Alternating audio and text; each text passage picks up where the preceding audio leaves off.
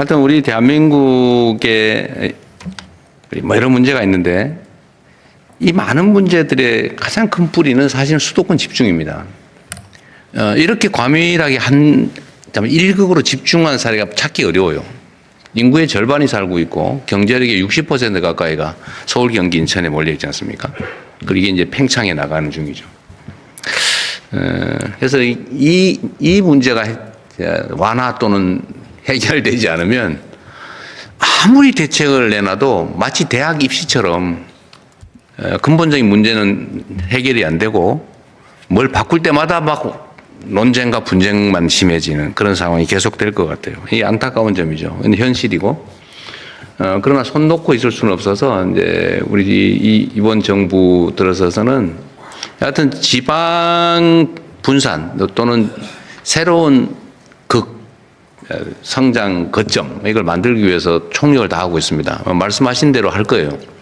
근데 이게 이제 시간이 좀 필요하겠죠. 엄청난 투자도 필요하고 또 국민들의 공감도 필요할 겁니다. 그래서 예를 들면 지방에 지금 산업 거점들을 새롭게 지금 구축하는 역사적인 과업이라고 그럴까? 이걸 시작하고 있는데 어쨌든 거기는 여러 가지가 있죠. 뭐 산업 유치도 하고 기반 시설도 확보하고 정주 여건 중에 뭐 의료 여건, 교육 여건 또는 인재 양성 여건 또는 뭐 문화, 의료 뭐 등등을 다 최대한 채워줘야 됩니다.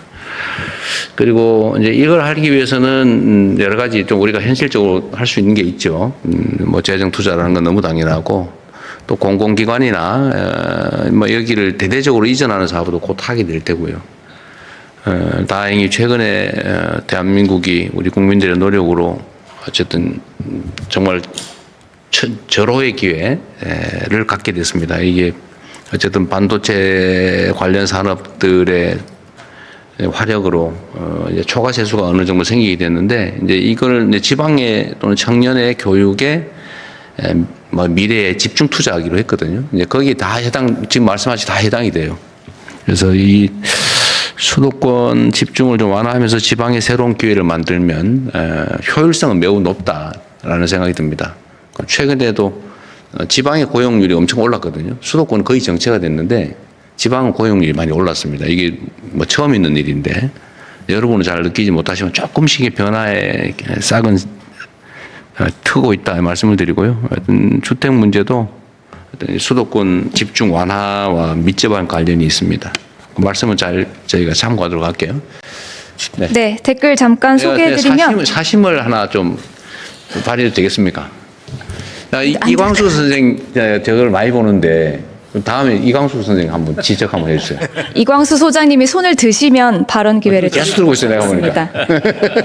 네, 먼저 이광수 소장님께 마이크 전해드리겠습니다. 네, 참고로 제가 예측하기로는 최하 1시간은 늘어질 거다. 그렇게 생각하고 있으니까 너무 조급해하지 마십시오. 네. 예, 계속 손을 들었기 때문에 공정하지 않다고 생각은 안 합니다. 예. 안녕하세요. 광순의 복덕방 이광수라고 합니다. 저는 간단하게만 제안을 말씀드릴 거고요. 정책은 그 효율적이어야 되고 그리고 공정해야 됩니다. 그리고 또 하나가 더해줬으면 좋겠는데 과거에 없던 새로운 정책이어야 정부의 의지대로 부동산 시장을 이끌 수 있습니다. 그런 측면에서 어떤 정책을 논의할 때 이게 과거에 없던 건가를 계속 고민해야 됩니다. 그런 차원에서 제가 4가지 정도를 제안 드리고 싶습니다. 첫 번째는 대출 구조 조정을 해야 됩니다. 지금 대출 규제가 이루어지면 전부 다 신규 대출자에 대해서만 규제하거든요. 예를 들어서 LTV, DTI, DSR 모두 다입니다. 그런데 기 대출자에 대해서도 똑같이 적용돼야 됩니다. 그게 공정한 거죠. 왜 무주택자나 아니면 청년들만 규제를 받느냐 이거죠. 기존에는 대출 많이 받아서 집 산 사람들은 집값이 엄청나게 올라 있는데 그 사람들에 대한 대출 규제는 없습니다. 그래서 그런 공정한 대출 구조 조정이 이루어진다고 보고 있고요. 두 번째는 저희가 양도세 감면을 해주는데 1가구 1주택자에 대해서 생애 1회로 제한해야 됩니다. 누구는 이사를 엄청나게 다니면서 그 비과세를 계속 받고 있어요. 그런데 이거를 생애 1회로 제한함으로써 과연 합리적인 선택을 하고 내가 처음에 집을 살 때부터 나는 이 집을 오래 살 건가 이걸 고민하게 해야 됩니다. 그래서 양도세 감면을 1회로 제한하자. 생애 1회로 제한하자. 이걸 제안드립니다. 세 번째는요. 재건축 해야 됩니다. 해야 되는데 재건축 규제 완화를 하다 보니까 너도 나도 다 하면서 멸실주택이 증가하고 시장이 불안 요인이 되거든요. 그래서 저는 재건축 재개발의 총량 규제를 하자. 예를 들어서 서울에서 2만 가구 1년에 2만 가구만 하겠다는 겁니다.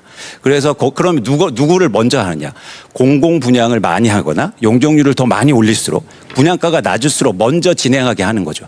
그래서 지금 이 상태로 하면 규제만 안 하면 강남만 재건축만 될 거예요. 그러면 계속 비싼 아파트만 시장 양산되는 거죠. 그래서 실제로 재건축 재개발을 통한 공급을 시장 안정화에 기여하기 위해서는 총량 규제를 해서 더 공공성을 확보하고 그리고 분양가가 낮을수록 먼저 해주는 거예요. 인센티브도 훨씬 더 많이 주는 겁니다. 그래서 총량으로 하자. 지금 서울시장이 추진하는 것처럼 재건축 규제 완화를 이렇게 하잖아요. 그러면 우리나라 집값은 폭등할 겁니다. 왜냐하면 30만 채가 갑자기 없어질 거예요. 그래서 총량적으로 해서 순차적으로 하자. 이걸 제안드립니다. 네 번째는요. 규제 지역을 없애야 됩니다. 왜 어떤 지역은 다주택자들이 투기로 사면 대출도 해주고 세금도 깎아주는데 왜 어떤 지역은 규제 지역이라고 해서 그 지역은 안 되는 겁니까? 바로 옆 동네로. 그래서 아예 규제 지역을 없애고 전체 지역에서 예를 들어서 투기로 살 때는 똑같이 규제를 받는 거죠.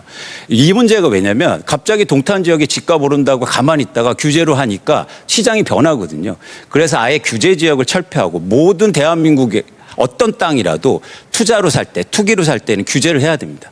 이것처럼 규제 지역을 아예 없애고 전체적으로 이게 바로 공정한 거죠. 왜 옆 동네에는 규제했다고 그래서 나는 못 사고 그 시차에 따라서 더 달라지거든요. 그래서 다시 한 번 말씀드리지만 이재명 정부의 부동산 정책은 합리적이어야 되고 그리고 공정해야 됩니다. 특히 공정성에 더 관심을 두고 정책이 설계됐으면 좋겠다는 말씀을 드립니다. 아주 재밌네요. 이게 뭐 100% 진리라고 하기는 어렵을지 몰라도 어쨌든 발상이나 이런 거 아주 새로운데 대출 구조 조정에 예를 들면 기대출자에 대해서도 예를 들면 만기가 되면 다 상환하고 새로운 조건에 맞춘다고 하는 건 시행하고 있죠. 네네. 그 제가 전에 SNS에 한번 얘기를 해서 뭐 똑같은 문제의식을 가지고 있었는데 그게 광범위하게 전면적으로 되고 있는지는 잘 모르겠는데 한번 정리 한번 해보시고요. 네. 맞는 말씀이신 것 같아요. 지금 사실 청년 세대들이 겪는 어려움도 부모 세대, 기성세대들은 이미 다 성장의 그 기회, 과실을 다 누렸는데 지금 새로 진입하려니까 너무 어려운 거잖아요. 이제 그거 다 기득권화된 거죠, 기성세대. 그 문제는 또 일리는 지적받고 양도세나 이거를 생애 이대로 할지는 모르겠는데 기회를 무한대로 하게 하는 것은 사실 좀 문제가 있어 보이긴 하네요. 매우 일리 있는 지적인데 횟수를 제한하든지 아니면 뭐 첫 번째는 많이 해주고 두 번째는 좀 덜 해주고 세 번째는 아주 그거 좋은 생각인 것 같습니다. 한번 고민해 보시면 될 것 같아요. 그렇게 하겠습니다. 좋은 생각 같아요. 저는 이걸 너무 많이 이제 활용하거나 총액으로 제한할 수도 있고요. 예를 들면 총액으로 여러 차례 이 고가주택을 사고 팔고 해서 하는 경우에 똑같이 해줘야 되냐. 그 일리 있는 지적 같습니다. 그 외에도 이런 구체적 타당성 있게 하자는 말씀이신 것 같은데 어쨌든 정책 당국자들이 좀 어렵긴 하겠지만 이렇게 좀 핀셋형으로 정확하게 구멍이 없게 하는 것도 중요하고 또 이걸 활용해서 부당하게 이익을 얻는 틈새가 생기지 않게 하는 것도 중요한데 이러려면 일을 좀 많이 해야 됩니다. 예, 그렇게 하겠습니다.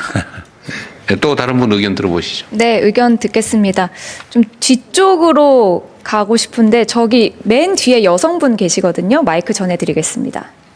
이게 안기령 대변인이 시야가 이렇게 돼서 그 라인으로만 지정되는 경향이 좀 보이는데 아닌가요? 네. 네, 말씀하십시오. 네, 안녕하세요. 저는 일반 참여자 황정민이고요. 저는 수원의 한 아파트 입주 예정자입니다. 2년 전 실거주 목적으로 분양을 받았는데 최근 그 가계대출 총량 규제에 따른 은행별 대출 한도 소진으로 인해서 잔금 대출 아예 받지 못하는 상황이 발생하고 있습니다. 이로 인해서 올해 입주를 앞둔 많은 실거주 예정자들이 큰 어려움을 겪고 있습니다. 이런 투기 수요를 억제하려는 정책 취지는 공감합니다. 다만 이미 2년 전에 계약한 실수요자들에 대해서는 잔금 대출 규제를 예외 적용하거나 경과 조치를 마련할 계획이 있는지 답변 부탁드립니다. 감사합니다. 네, 한번 점검해 보시죠. 이게 저런 지적들이 꽤 있더라고요. 이미 확정된 건데 사후에 정책 변경을 하면 어쩌란 말이냐. 딱 그거 믿고 했는데 그 지적은 일리가 있어서 하여튼 꼭 경계선에 걸리는 사람들 집단 부분은 이제 가계대출 총량 규제를 하다 보니까 이제 개별 은행 단위에서 은행 더 단위에서. 자체적으로 자기들이 더 쥐다 보니까 원래대로 나갈 수도 있는 부분이 있는데 그것들은 저희들이 계속 협의해서 그건 보도록 하겠습니다. 네. 행정 지도를 할 수도 있는데 어쨌든 있는 제도에 맞춰서 계획했는데 정책이 바뀌었다고 해서 이렇게 만들면 사실 황당무계한 일이 벌어질 수 있죠. 이거는 사실은 좀 문제인 것 같습니다. 그거는 그게 얼마나 많은지 모르겠는데 어쨌든 요 경계를 그을 때 그 상처 입는 사람들이 최소화될 수 있게 좀 할 필요는 있을 것 같아요.